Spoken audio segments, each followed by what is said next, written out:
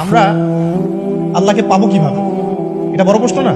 যে আল্লাহর কাছ থেকে, যে জান্নাত থেকে আমরা পৃথিবীতে চলে আসলাম, সেই জান্নাতে যেতে হলে তো আমাকে আল্লাহকে পেতে হবে।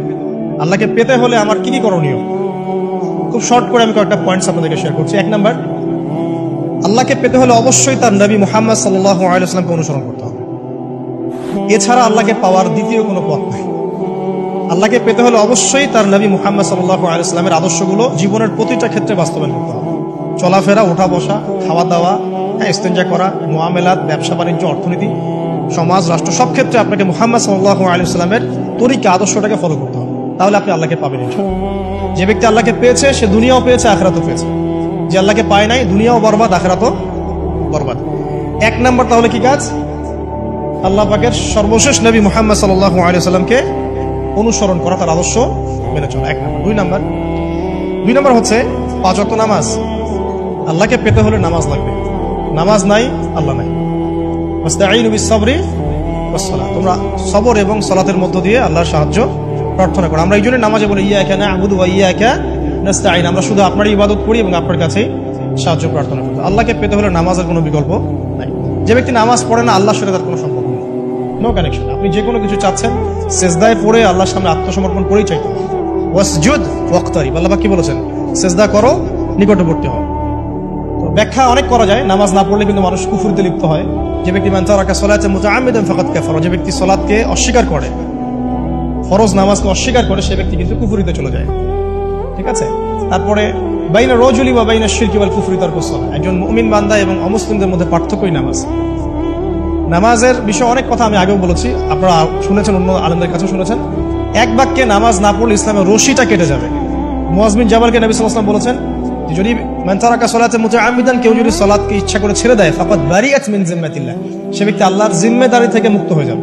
তার উপর আল্লাহর কোনো জিম্মাদারি নাই, আল্লাহর নিরাপত্তা, জিম্মাদারি থেকে সে মুক্ত। তো 5 ওয়াক্ত নামাজ আল্লাহ পাক আমাদের সবাইকে জামাতের সাথে পড়ার তৌফিক দান করুন।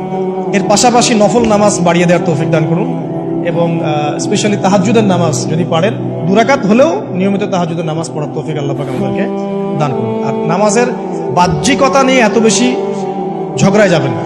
এখন আমরা যত ঝগড়া নামাজের বাহ্যিকতা নিয়ে, হাত বাঁধা, রফুল ইয়াদাইন, আমিন আর পায়ে পা, এগুলো নিয়ে ঝগড়া শেষ আছে? নাই। ইসলামের বিরোধী শক্তিরা হাত ভেঙে ফেলার পায়তারা করে ফেলেছে অলরেডি। হাতই না থাকলে আপনি বাঁধবেন কোথায়? মনে করেন আপনার হাতই নাই, বাঁধবেন কি উপরে না নিচে? এই হাত তো ভেঙে ফেলার পায়তারা করা হয়েছে। এখন আপনি পড়ে আছেন বাঁধার কোন জায়গায় বাঁধবেন সেটা নিয়ে, অথচ বৈশ্বিক চক্রান্ত মুসলিমদের বিরুদ্ধে হাতটাই ভেঙে ফেলে দিবে। তুই বাঁধবি কোথায় হাত? তারপর দেখবো।